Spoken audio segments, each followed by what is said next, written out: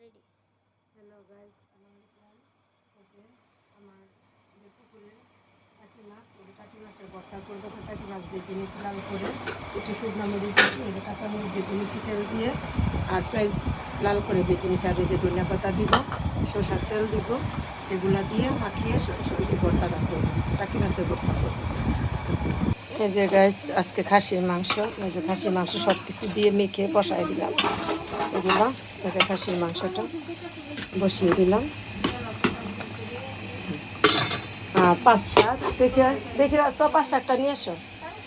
এই যে 5 শাক রান্না করবো আমার জন্য, আর টাকি মাছের ভর্তা আর খাসির মাংস, এগুলাই আজকের রেসিপি দুপুরের জন্য।